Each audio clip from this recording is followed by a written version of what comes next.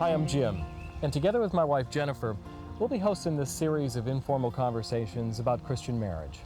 The topics are based on chapters from the book Happy Together, The Catholic Blueprint for a Loving Marriage, written by John Bozio.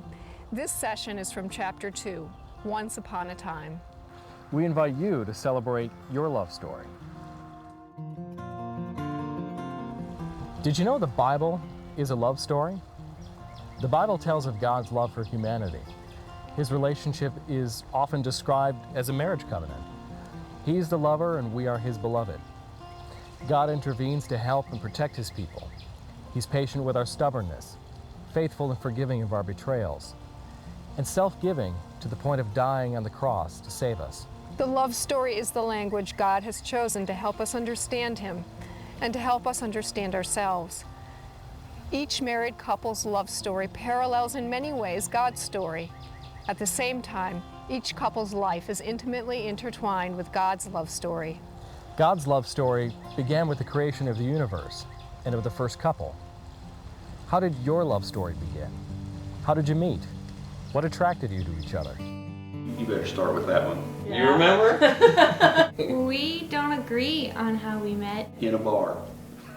At a fraternity house. It was a Saturday night.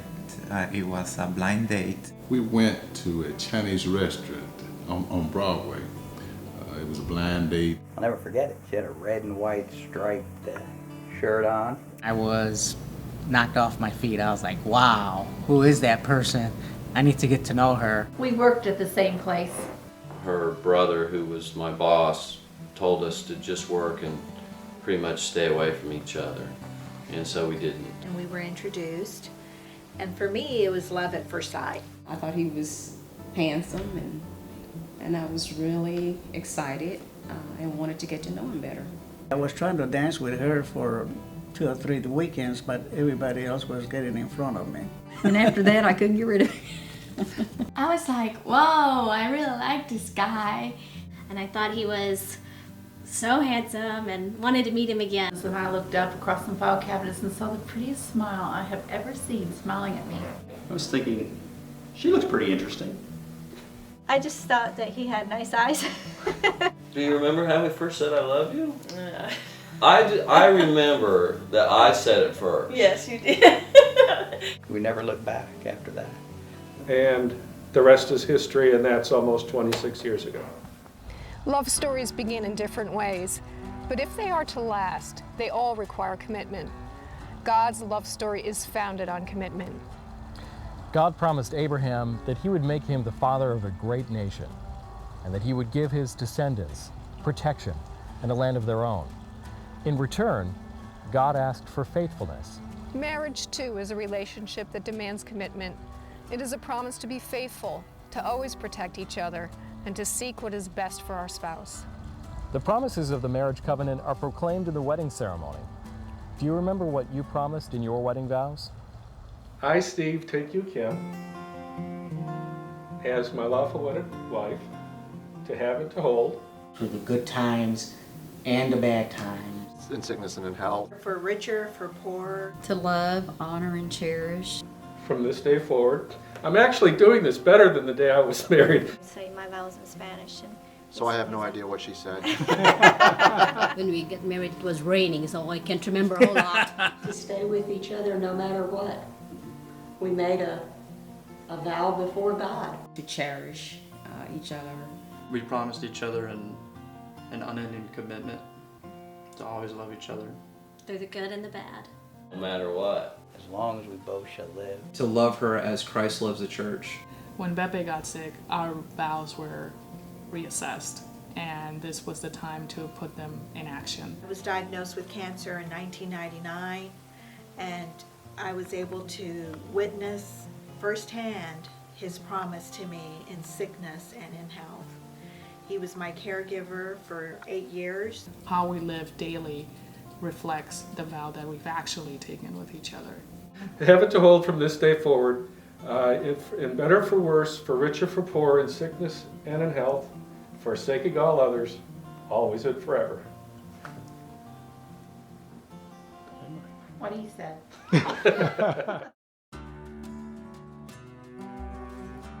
In the Bible, we find that the relationship between God and Israel is punctuated with many moments of joy. There's joy when God delivers his people from slavery, when he feeds them with the manna, Or when he quenches their thirst in the desert. and when he gives them the promised land. In much the same way, all marriages have many moments of joy.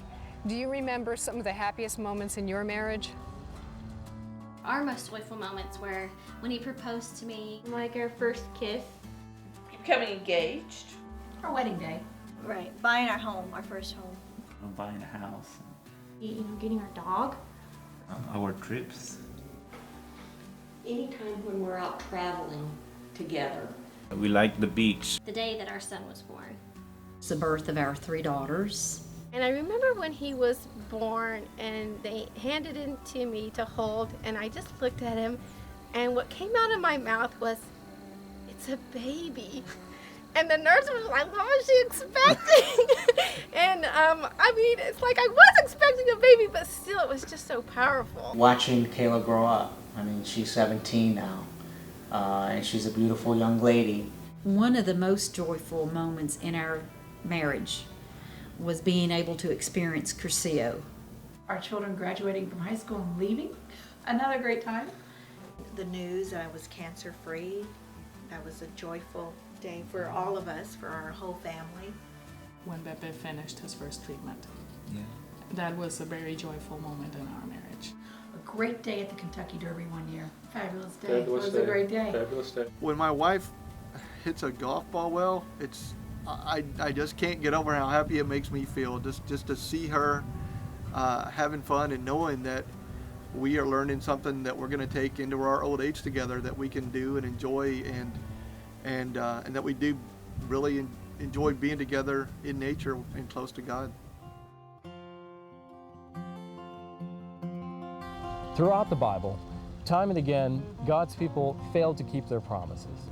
Yet God's love is faithful, in spite of our many broken promises. Unfortunately, broken promises are also the reality in every married couple's life.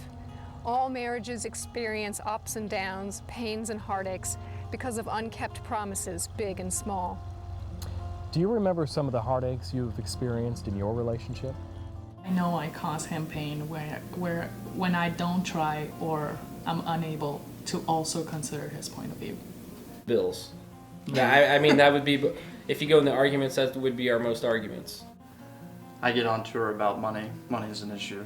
Well, I'm a big, football fan, and so, in the fall I like to, sit down and watch a few games during the weekend. But Martha here didn't have an understanding of that, and I guess I didn't communicate that to her. And I've caused pain in Patty's life, I know, by being inattentive. I probably let him down earlier in our marriage with putting my career so far ahead of a lot of things at the time.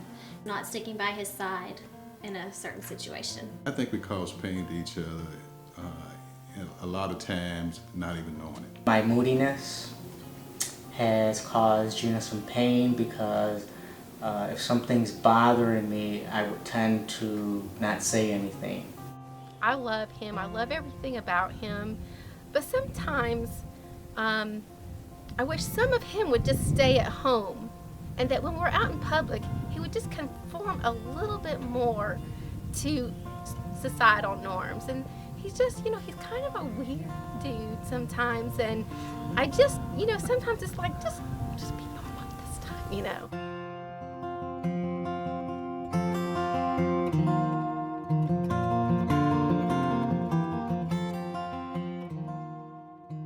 Today, God's love story continues, and you're in it. You're the recipient of God's love, and you've accepted to participate in His love story as a married couple. Your relationship is a touch point between humanity and divinity. It's the place where you experience God most vividly, and in that experience, you collaborate with God to create new life.